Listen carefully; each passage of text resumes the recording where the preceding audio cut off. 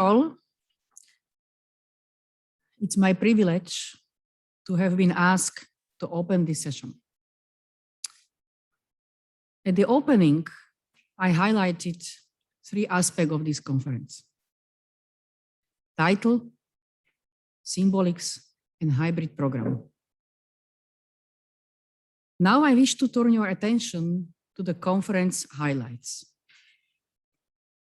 These are social change, collaboration, and community. Community seems to turn to virtual community. I found these terms most cited terms at this conference.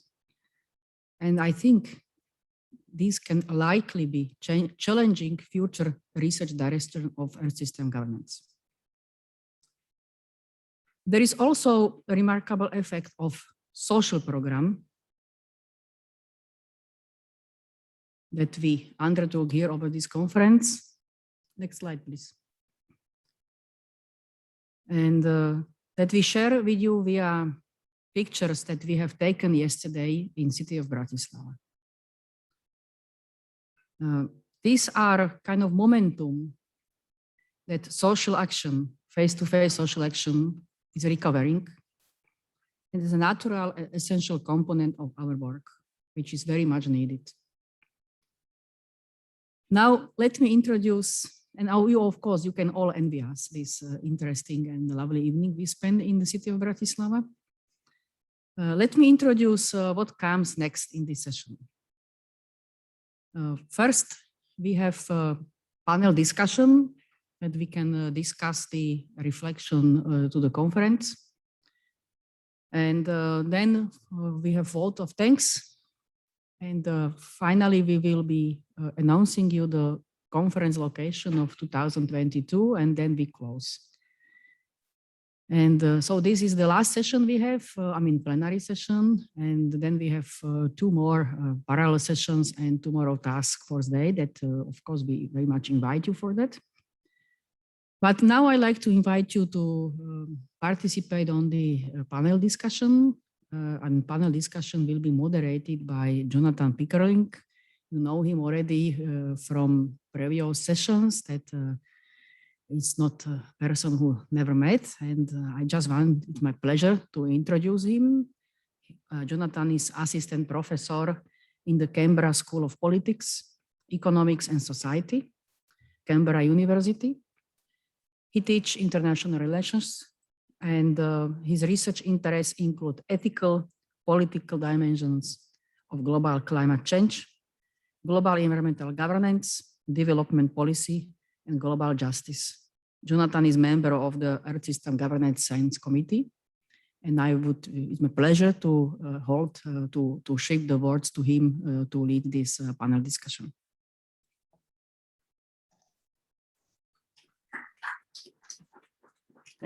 Thank you very much, Tatiana, for the very kind introduction, and thanks everyone for coming along today. And seeing that photo of the lovely dinner you had last night, I was even more wishing I could be there in person. But anyway, I'll get there someday, I'm sure.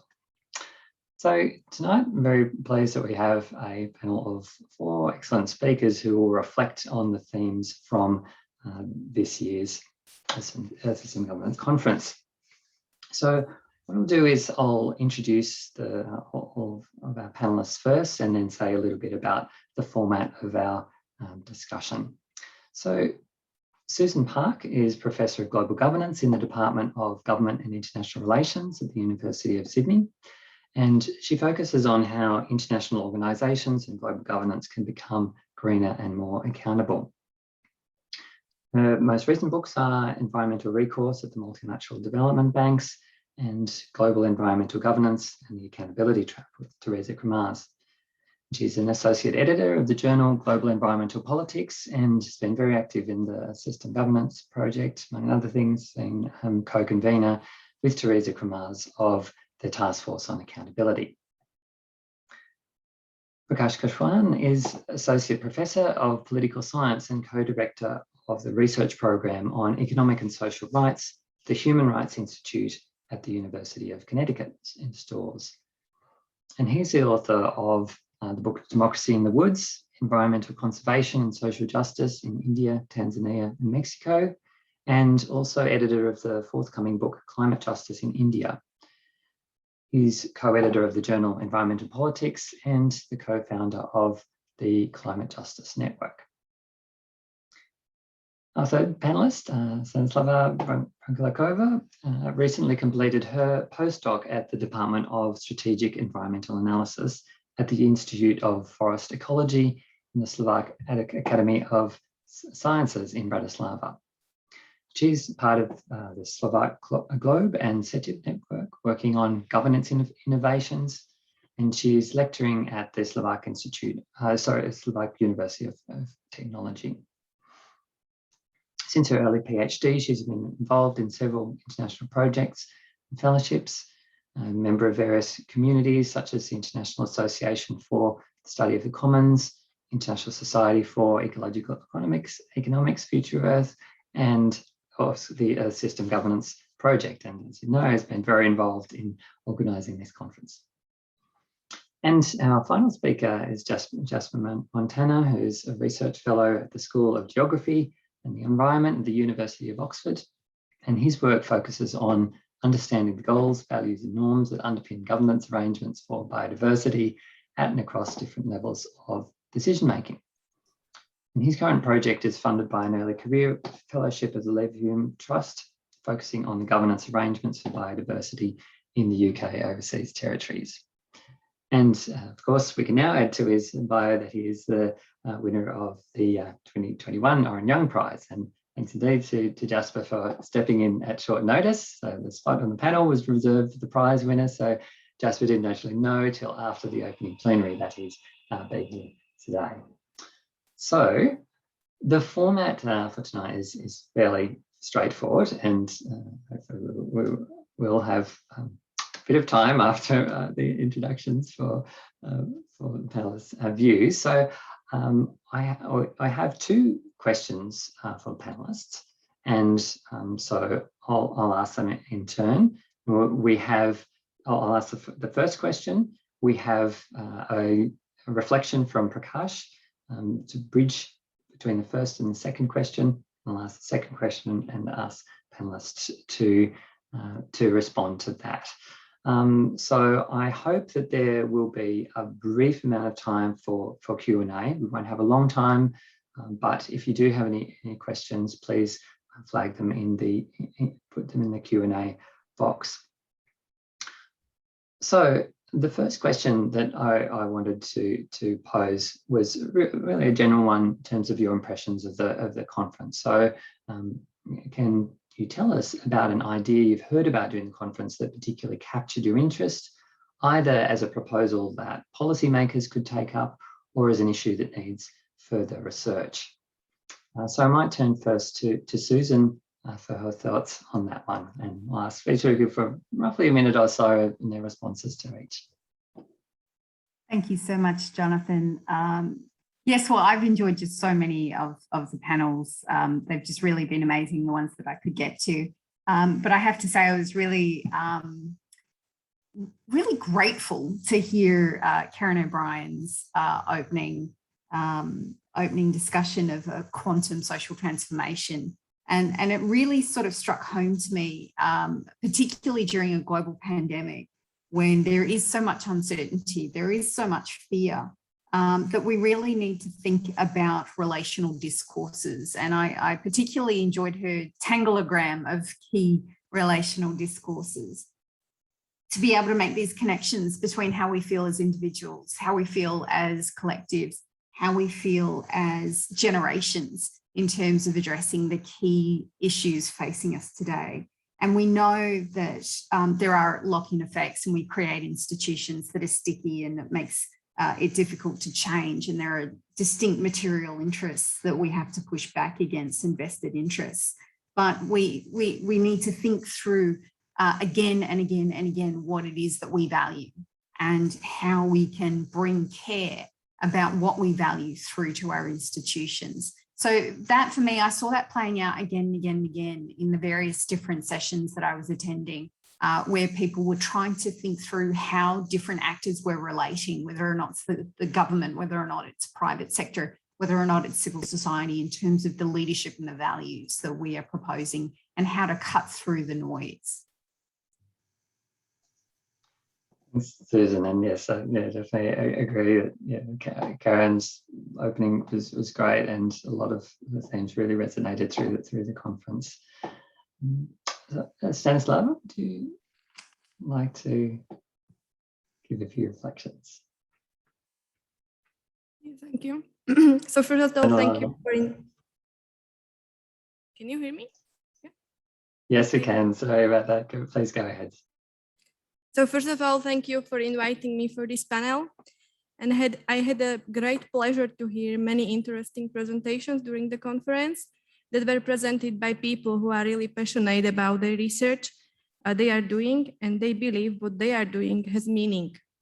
And topics that especially grabbed my attention were looking at how can governing of ecosystem services be effective, participative, and equal. We people are part of the planet, and we have to think in how many ways we depend on nature. And governing ecosystem services deals with the management of not only the ecosystems, but also of related social aspects, such as social interaction, power relations, and decision-making. And this is challenging. There was also a lot of interesting discussion going on and views about the participation, and if equal participation in policy, decision-making, and governing nature is even possible. Discussion about the affordable technologies was also interesting, because even we definitely need new innovative and green technologies, it's a big challenge how to do these technologies affordable for everyone. Then digitalization is getting to be more important in current world situation. But again, a lot of ongoing research looking at the creating equal conditions for everyone. There were introduced interesting participative projects about this topic. And paradoxically, projects about educating people in remote areas how to use digital technologies had to be postponed because of pandemic situation. Because people in projects have to train people face-to-face about digital technologies. However, already some advantages for people in marginalized areas and for nature were found out. For example, inability to travel and using digital technologies not only save money, but enable also communication for people with health issues and reduce emissions. So digital technologies can be seen as a very useful even for people in remote areas. However, looking for the ways how to access them is something that creates space in transdisciplinary research. And the last point, what I noted during the conference, and the topic that kept my concentration was social innovations, which underlying the importance of engagement of civil society actors, collaborative learning, and indication of identification of novel governing mechanism, which could offer transformative opportunities and steer green recovery. So social innovations can see challenges as a triggers that can foster transitions to better future.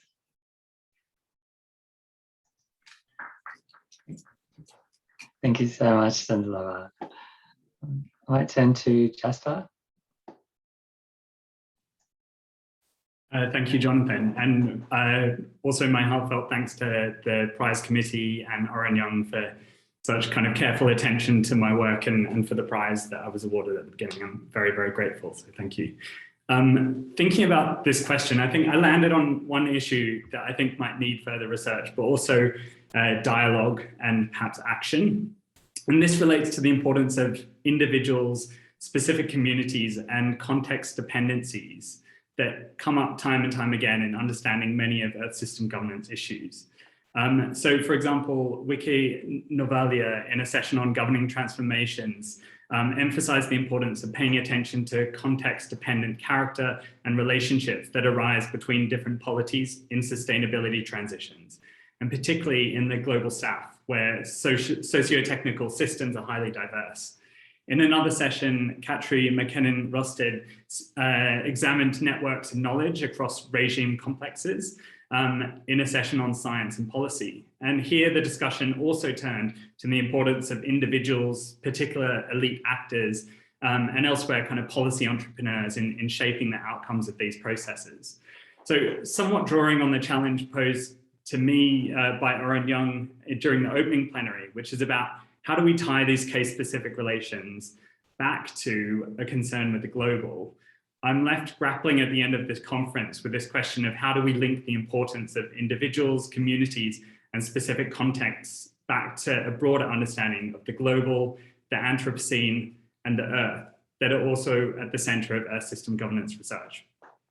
So one thought that I had was that perhaps there's a need to keep these things always entangled. So drawing again on Karen's contribution, Karen O'Brien from the opening plenary.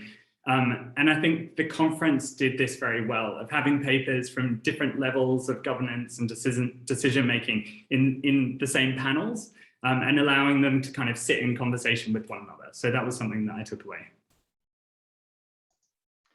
Thanks so much, Stanislava. And yeah, I think that is certainly one of the things that makes these conferences so rich, that we see issues of governance addressed at so many different levels and through so many different lenses. Now I'd like to turn to Prakash for some reflections. Thank you, Jonathan. Such a privilege to be part of this panel. And I'd like to use my share of the time to share some reflections about how I think some of the core questions that have come during these deliberations for me have to do with the relationship between scholarship and policy. And I'd like to tie it to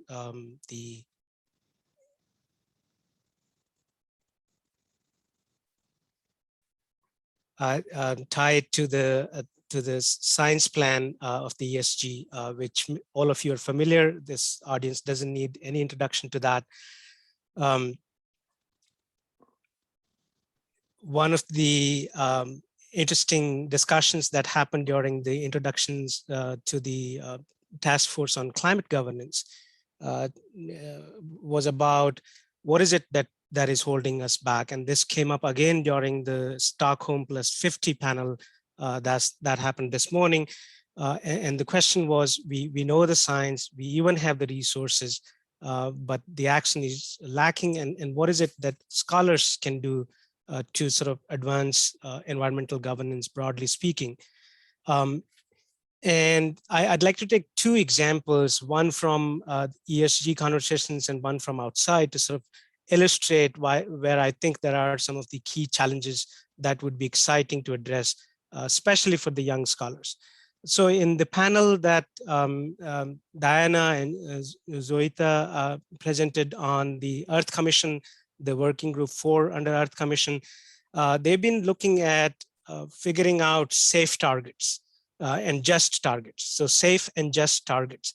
And their argument was that because we want to feed this kind of concrete evidence into global policy level processes, we are very focused on producing these safe and just targets. And this is not their argument, but if you actually look through their work, they're trying to sort of move from thinking about the Anthropocene, the broader biophysical context, how it intersects with inequality, and how it leads to processes of transformation. So I thought that they are sort of mapping this one line going through the science plan. The other example that I would like to use is the recently released IPBES report on biodiversity and climate change. They mapped a whole world of indirect drivers, direct drivers that impact on biodiversity and climate, and how that affects human well-being, and all of this within the context of what can be done to pursue transformative change. And so if we think about these kinds of agendas, the question is, probably we need to map many of these lines and even squares or maybe even some circles on the science policy plan. And what are the tools that we have to sort of do this kind of synthetic policy relevant scholarship? And I was thinking about the matrix and how young scholars can feel overwhelmed to sort of play it safe and play it within the very specific frameworks and theories and arguments that have already been clarified many, many times, or they can take a quantum leap and they try and be more adventurous. And the question for ESG is, how do we actually facilitate that kind of adventurous policy relevant research? I'd like to share just a couple of tools that I've been fortunate to be part of. One, in a recently published piece, we have developed the power matrix to sort of explain the articulations between policies, institutions, governance, and different elements of power as they are explained in social theories on power. And what we have done is to sort of simplify those theories. Many of them are extremely complex, but then have created this kind of multi-scale matrix so that researchers, whether they are working on citizen assemblies or they're working on institutional governance, or they're working on political contestation around some of these questions, this matrix can be used in a variety of ways to sort of think about how power interferes in the epistemic debates and policy discussions and political debates. The second is I saw several uses of the IAD framework, but it remains sort of focused on micro. And I think it's time that we sort of expand that framework so that it is able to speak to the macro level questions that are really the most pressing questions as of today. So these were some of my thoughts. The broader question that I'd like to pose to all of you is, how do we as a community engage in some collective action so that our collective research output is both politically salient as well as policy salient, while still being rooted in some of the strongest theoretical tools that we have developed over the past quarter century. Thank you. Thank you so much, Prakash. And that's an excellent question about how our research can bridge that sort of robust research while being policy relevant and politically salient. Definitely one that is a big focus for our community, and we need to continually grapple with. Well, I'd like to now just pose a further question, and perhaps we might have sort of brief interventions from other panelists on this question. And if you have any thoughts on Prakash's question as well, welcome too. So my second question was about tying back to the overall theme of the conference, prospects for political and behavioural responses. So assessing relevance in turbulent times. So my question is, do you think that making progress on Earth system governance is ultimately more about changing individual or social behaviour, or is it more about changing political institutions? Or do we need to do both together? So some very brief responses from our other panelists. Susan? Such a great question. Look, it is both, but it really comes from a position of the right people being in the right institutions. And you know, I'm speaking to you right now from Australia, a country that is led by a government that has no vision and no plan. And this is a deeply, deeply concerning place to be right now. And obviously in the lead up to COP26, we're not the only ones that are concerned about Australia's position on climate change. So it is about individuals, but it is of course about institutions. And it was really fantastic to be in the last semi-plenary to hear Pam Chasek and Maria Ivanova talking about leadership. in multilateral diplomacy over the last 50 years. And this discussion about whether, as Maria said, it should be naming and acclaiming rather than naming and shaming. Well, I think there is a very, very strong role for naming and shaming. Naming and shaming can actually bring laggards like Australia to the party. But we do also need to do the naming and acclaiming. And I think really extending out these institutions, as was mentioned in the panel, to become more democratic can really play a role. And so how do we alter these political institutions to make them better fit for purpose, if you like?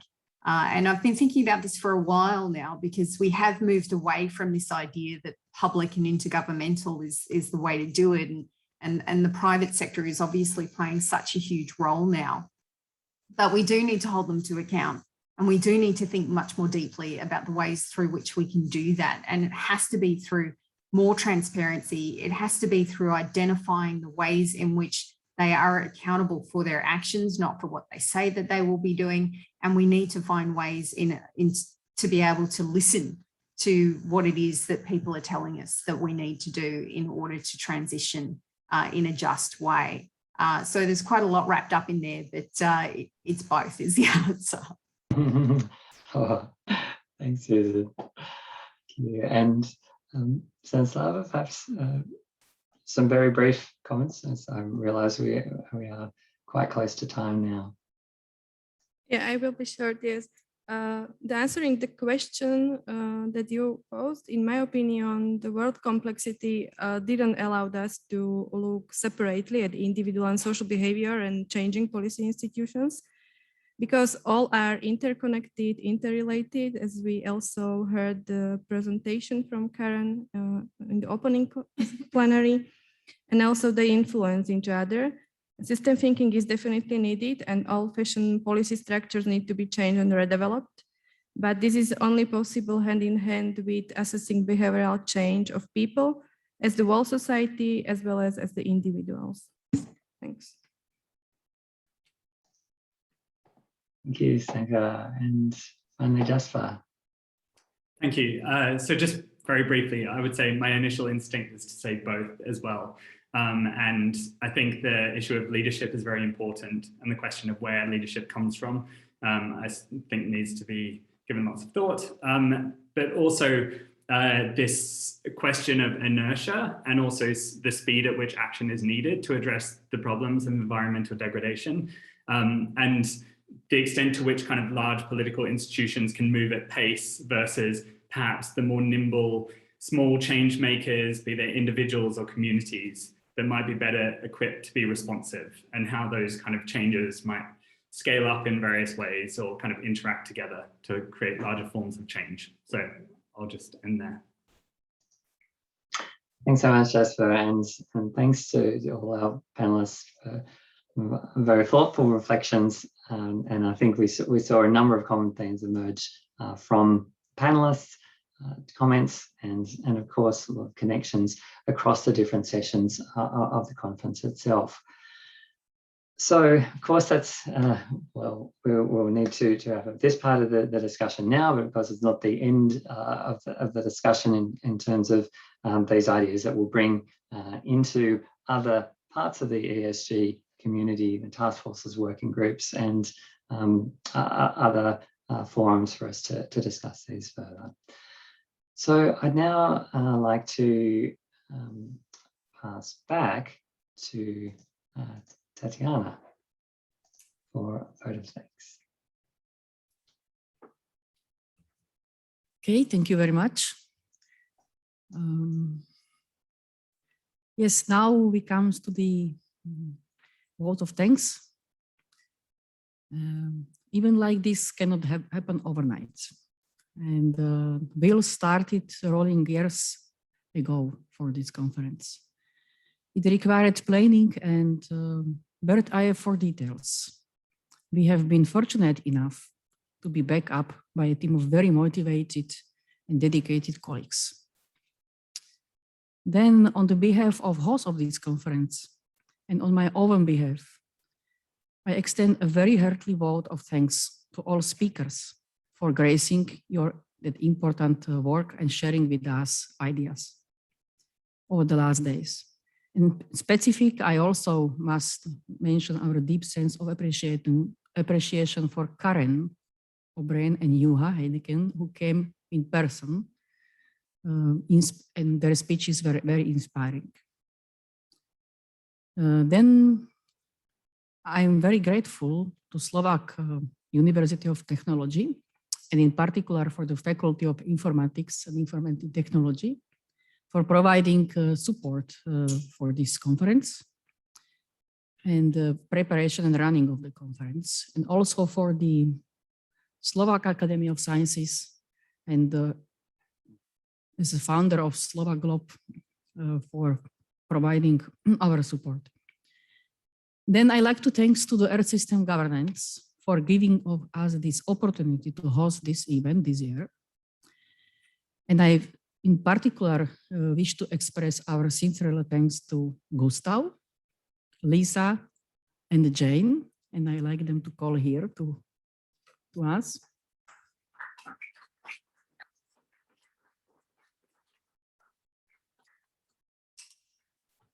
Yes, that's your present that you wanted. And I should be in microphone. And this is for you. A present it comes for with the Slovak, very typical Slovak motif on socks. You can. It's very practical because you can hold it to the brain. Thank you. Thank you. So hey, thank you. I think we can break the rule. Thank you very much.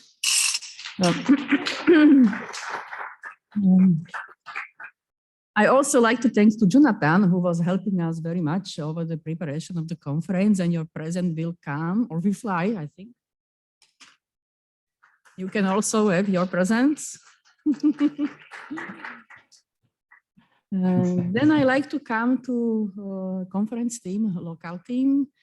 And behind all this work, there is a quite large and very dedicated group of volunteers who help us to run this conference, especially who were helping with the technical infrastructure and with the connecting your sessions.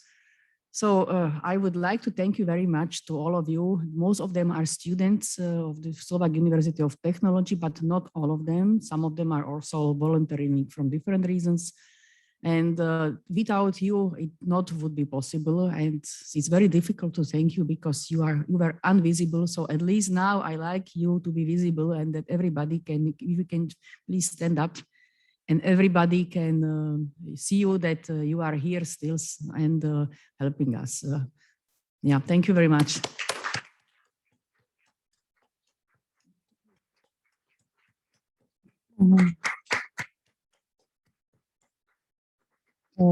We have certificates for you. I mean, Tomáš, do we have it here? Yes, so we have certificates you will get maybe after this session, and that will provide the evidence that you were here, and I hope that you can use it for your credits in your schools.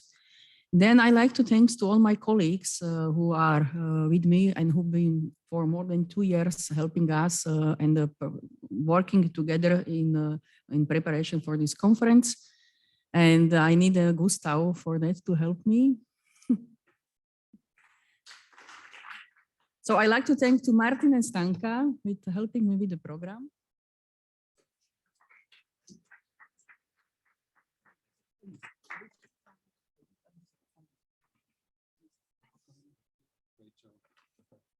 Okay, thank you very much. Then we have Tomáš, Natalia, Betka, Sasha, Dominik.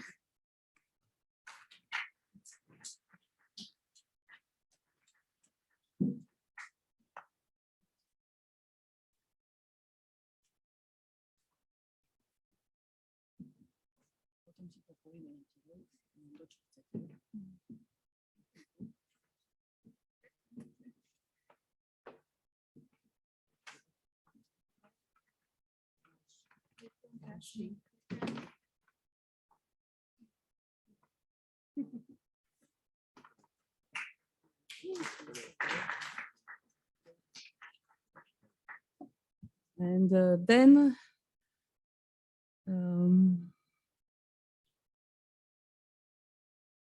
Yes, we have our two colleagues from the Faculty of Informatics.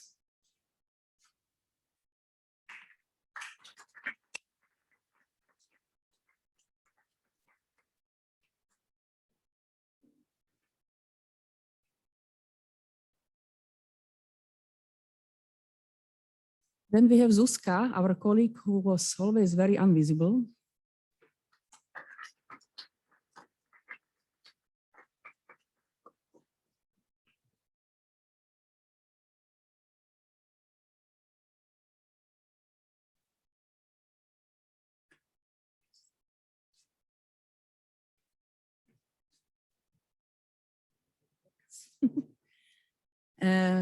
And of course, Maciej, who was the chair of the platform and who is not with us here, but I would like to thank him very much. Otherwise, we would not be able to run this conference. And we have also a present for him. And now, last but not least, I like to thank very much to Ivana, who was coordinating all of us. And it was really great work she has done. And please, can you come here?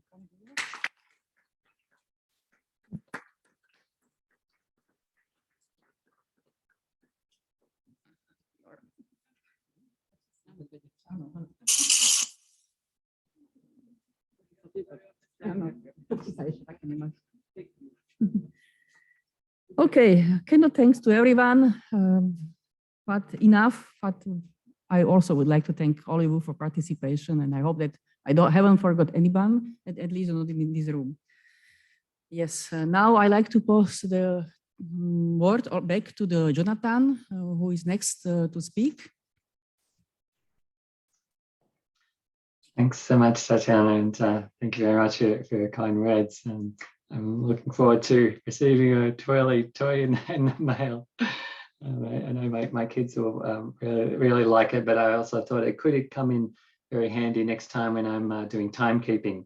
So yes, thank you. It's very kind of you. And I'd also just like to echo thanks that you've given to all the team in Bratislava, who've done an excellent job in bringing everything together. So I was really just wanting to say a few further words of thanks on behalf of the Scientific Steering Committee. So as I mentioned, we'd really like to thank very much the team and the hosts in Bratislava. And as I mentioned in the opening plenary, it's been a real pleasure working with everyone on the team, and particularly with Tatiana as conference chair. So we met back in 2019, just after the Bratislava venue was announced, and from the beginning it was clear that Tatiana was dedicated to making the conference a success.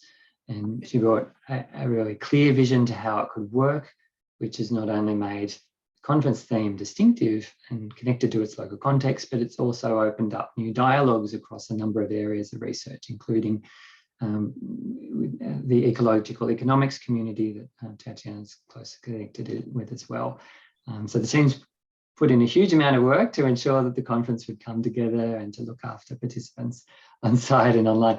And I see that Gustav has kindly given a gift to Tatiana, express our gratitude. So thank you so much. Yeah, with many thanks. It was really a pleasure to work with all of you, and seems to be that it's a hard present, so it's always better than soft. So really thank you very much. Indeed, well, we hope you like it. And I'd just like to say a few further words of thanks. First of all, to the range of organisations that have generously supported this event as co-hosts, including the Utrecht University, the Institute of Water Policy at the Lee Kuan Yew School of Public Policy, German Development Institute, SIMRA, Social Innovation in Marginalised Rural Areas, which Tatiana's also been closely involved with, Stockholm University, and thanks also to our supporting organisations, AREN, African Research and Impact Network, the International Society for Ecological Economics, and MIT Press. And thanks too to the larger range of groups in the ESG community, including the research centres, task forces, working groups, so on, who have convened panels, innovative sessions, and who keep momentum and energy across the networks. Then I'd like to thank several other people and groups without whom the conference could not have happened. So first of all, thanks to our fellow members of the program committee for the conference, including members from the Bratislava team, and Stanka in particular, and also the entire scientific steering committee of the Earth System Governance project. The program committee has had a huge task of sorting hundreds of accepted abstracts into panels, and the steering committee's input on shaping the overall conference was invaluable too. And then, thanks to the larger group of ESG colleagues who reviewed the many more hundreds of abstracts submitted for the conference both last year and this year. There's one group that I especially like to thank on behalf of all of us, and that is the team from the International Project Office in Utrecht. So in particular, Gustav, Lisa, Jane, and Selma. So I imagine just about all of you would have interacted with them at various stages during the conference or the lead up, and they've really pulled out all the stops to make this conference run smoothly. So Lisa and Jane have done an amazing job of handling registrations, fielding inquiries from participants, keeping us informed about conference happenings and so on. And I'd like to say a particular thanks to Gustav, so the project's tireless managing director, and much of the burden of organising the conference has fallen on his shoulders, and he's just been amazing in pulling things together. So Gustav and I worked on together on the Oaxaca conference 2 years ago, which was a trial by fire for both of us, but we survived. And really, for me, one of the best parts of working on that conference and this one has been working with Gustav.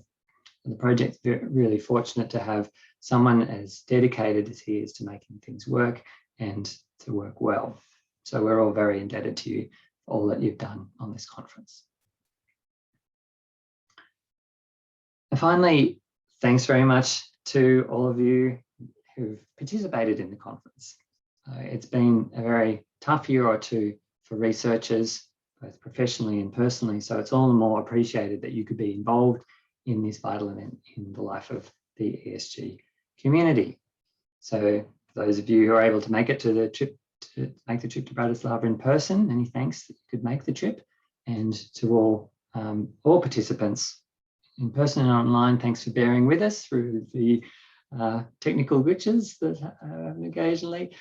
Thank you for juggling time zones, not least of those of you who either stayed up till 3 a.m. for a session or maybe woke up at 3 a.m. for a session. So I hope you've found the experience worthwhile, and we're looking forward to continuing those discussions, as I said. So please make sure to stay involved in the ESG network, whether it's through task forces, working groups, webinars, submitting to Earth System Government's publications, or many other ways. And of course, we're always open to new ideas for network activities and initiatives.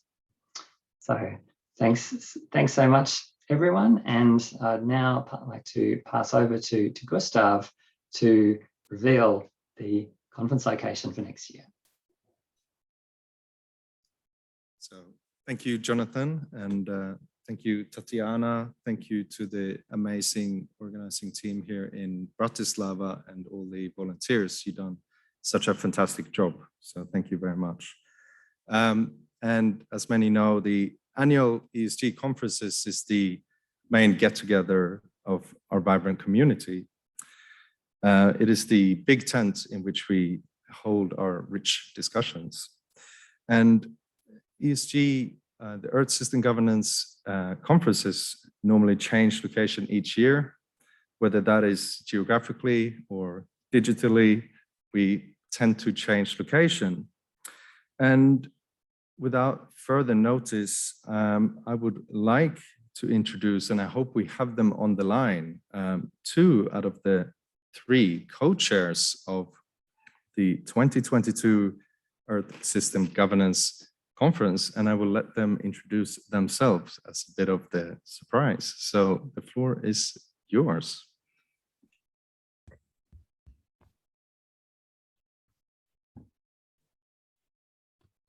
Hello.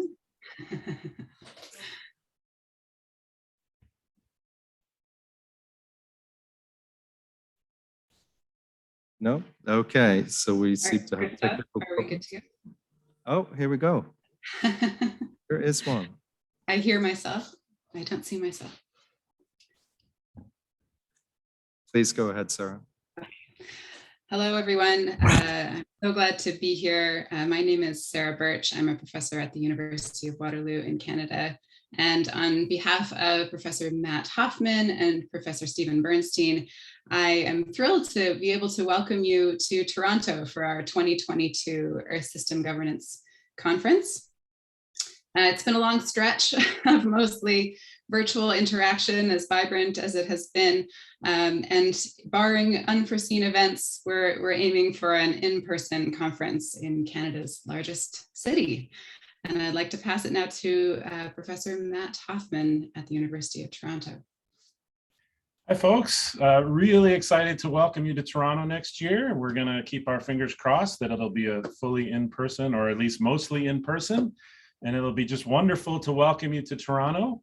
I want to, in case anybody's worried about coming to Canada in November, which is, late fall up here in the Northern Hemisphere, I just want to remind everyone that Toronto is actually south of Milan, Italy. And so basically you're coming to a tropical destination for the next ESG conference. It's a wonderful city. It's a wonderful university. I'm sorry, I should have said I'm a professor of political science at the University of Toronto and also co-director of the Environmental Governance Lab at the Monk School of Global Affairs and Public Policy, which will be the location of the conference. It's a wonderful city, wonderful diverse city. 180 plus languages are spoken in Toronto. It's a wonderful city to do things. There's 8,000 restaurants, there's 1,500 parks, there's 10 million trees. And so I think that we'll all have an excellent time, and we're really looking forward to welcoming you to Toronto for the next ESG.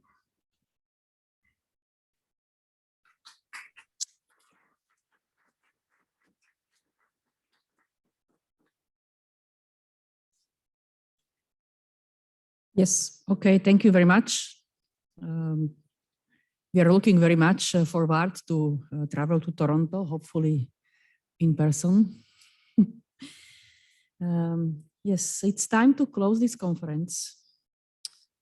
And once again, I want to state that we are all most grateful to all of you for participation. I want to thank you for being with us, and this was really a great pleasure. Thank you very much, and see you again in some other occasion.